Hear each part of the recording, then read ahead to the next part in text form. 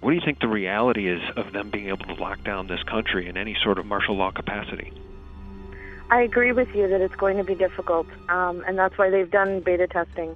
The NATO summit, we saw that they were trying to do that there as well. They've allocated foreign troops. They've been training with the Polish army and the Russian army. The Russian army has shown up in Colorado. There have been reports that the Russian army have been starting the fires. And the reports that I got, that I put in that article that you just mentioned, the fires were started right in front of areas that were militarily secured. So it's my understanding that they might have been starting the fires to try and get people out of the way, get people moved out of the way so they wouldn't see what they're doing.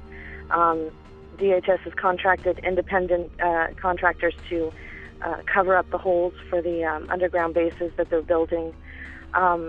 So their use of foreign troops, which goes right back to Rex 84, back in the early 80s, I don't think they're going to have a problem. They're going to bring NATO forces onto the streets and to work with them, and that doubles or triples their military capacity. I think they're going to definitely try this. I think they're going to use foreign troops along with them. The foreign troops also serve two purposes. They're extra security, and also if something does happen, well, they can blame it on the foreign troops. You know, they can say, oh my God, the Polish army was here. Oh, the Russians were doing this. We should go and get the Russians now.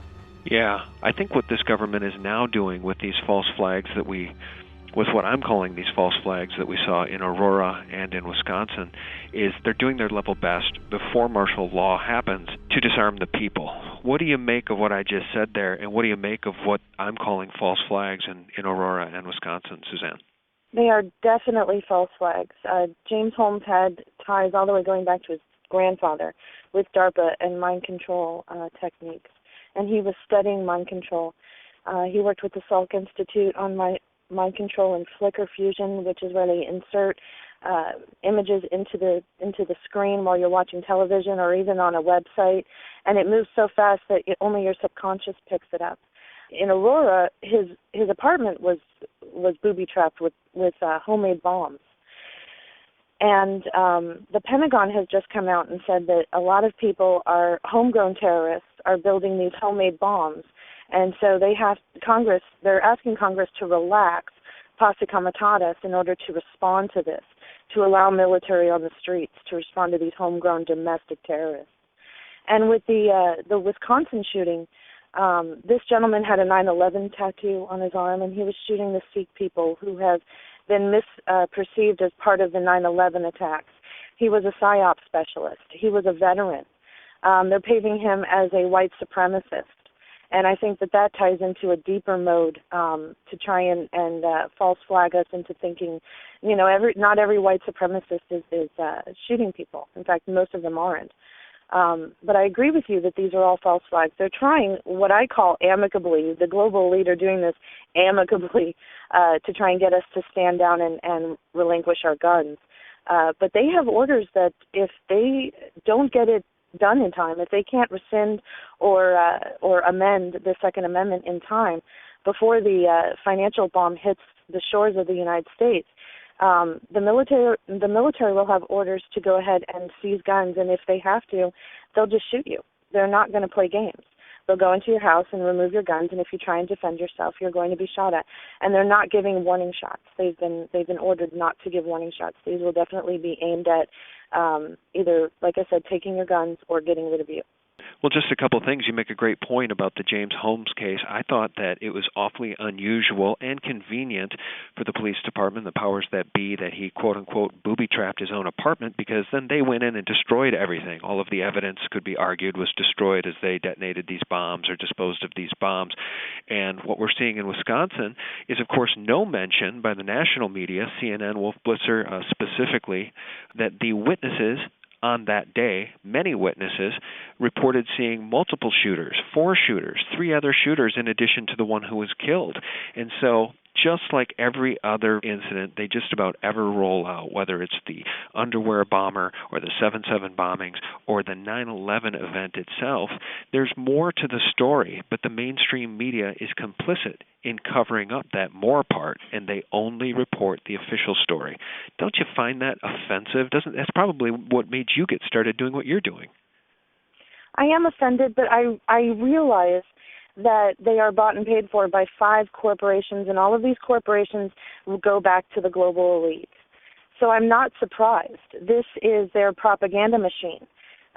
They've worked hard over the decades to get it perfected, and it runs like a well-oiled machine. If you didn't know any better, you would think that that's the way it is.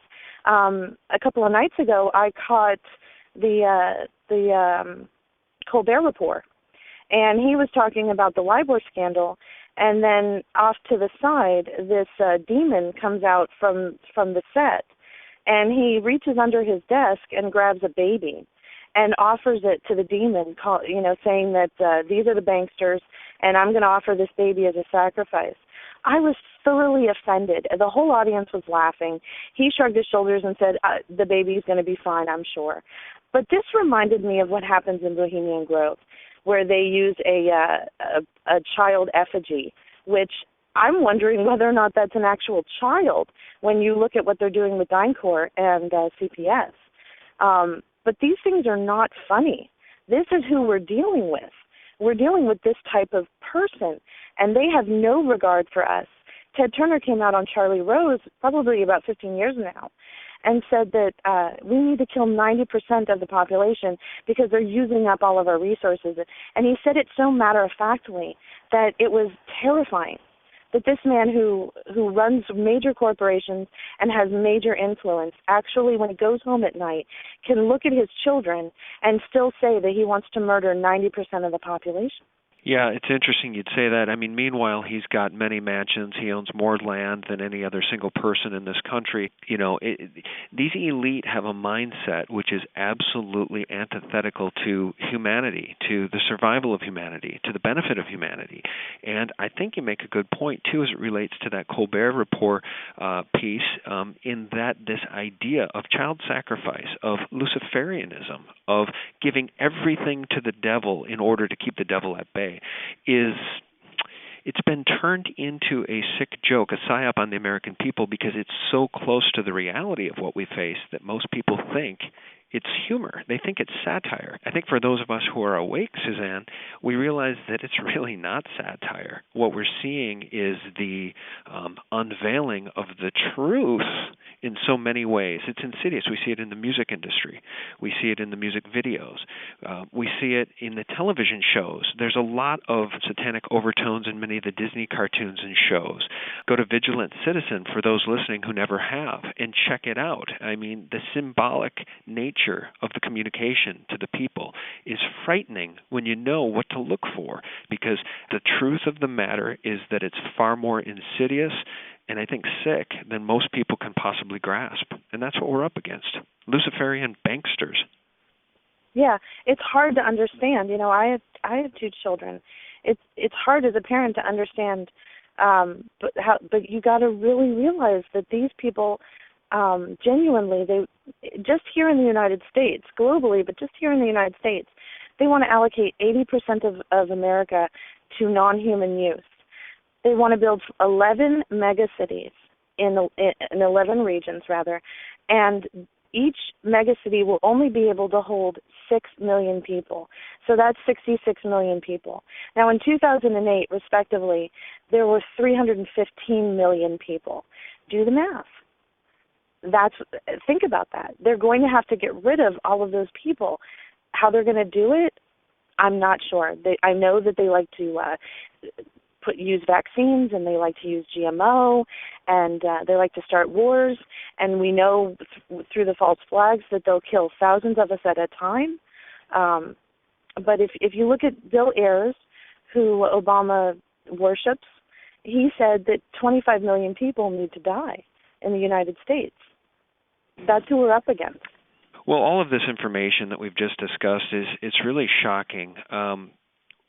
What would you want to leave people with, Susanne, before we part ways? What glimmer of hope is there in your eyes as somebody who is really a new freedom fighter here in the alternative media, somebody who in the short time span of 1 year has made a dramatic impact in getting the word out, in starting a website that's very popular, in truly making a difference on behalf of humanity, on trying to take our republic back from these monsters that are trying to steal it from us?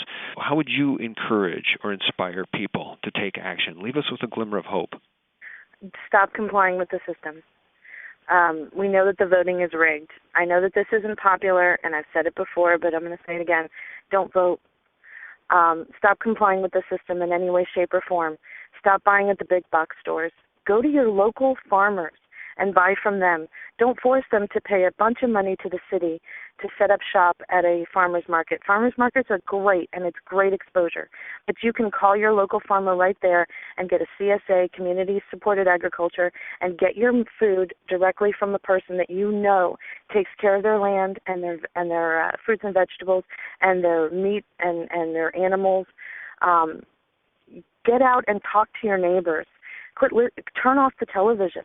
Have barbecues. It's summertime. Get to know who you live next to and develop friendships and develop a plan. Get your money out of the bank, for God's sake, today. Invest in gold and silver if you can. Set up a plan. Don't get caught don't get caught when they kick in your door. Don't be there. Set up patrols in your neighborhood with your neighbors. Find out who is capable of doing what, and prepare not only yourself and your family, but each other. I mean, if we want to continue in a constitutional republic that is quickly dwindling into a fascist dictatorship, we have got to take it back ourselves. Well said. You're giving me goosebumps here, and I just want to leave this with people myself, and I want to quote Judge Napolitano, who at a Campaign for Liberty event was quoting one of our founding fathers, and I quote, "In the long history of the world, only a few generations have been granted the role of defending freedom in its maximum hour of danger. You are that generation. This is your role. Now is that time. Freedom must be defended from every assailant in every corner, from outside the country, from inside the country, and especially from the government that wants to take it away from us." Susanne, I can't thank you enough for what you're doing. I sure do appreciate the time you've given us here. And why don't you remind people how they can find you on the Internet at your fine website there, Occupy Corporatism, and tell them what you have coming next. I've got a lot more information on the secret plans for martial law. I'm really trying to get that out to people in as many different directions as I can. Also, alerting people to what's going on in Syria and Iran. That's very important because we're going in and we're funding a war. We're setting up a fake revolution, and we're doing this over gold. And we need to know that our government is killing people for absolutely no reason other than their own agenda. I cover every topic you can possibly imagine. And you can also listen to this interview and many others that I've done on my website under radio interviews, and get this information out to people, and make people aware, and just try your hardest to not only set up a plan for yourself, but your neighbors and your community. And if it doesn't happen the way that a lot of my peers and myself are saying that it will, that's great. It means you got an extra, couple of gallons of water and some extra SpaghettiOs. But if not, and if we're right, then you're going to be caught in something that you don't want to. It's unimaginable, and we need to protect ourselves. Susanne, thank you so much for throwing your body against this evil system. And thanks for standing up for truth and liberty. We sure do appreciate it. Thank you. No problem. It's my duty as an American. Oh, damn straight. Susanne Posel of OccupyCorporatism.com. Thanks for your time. Thank you. All right, we'll talk again soon, I hope. Yes, definitely. Okay, bye-bye. Thanks so much for watching, sharing, and spreading this information with friends and family. Together we can take liberty back. Thanks for watching. Good night.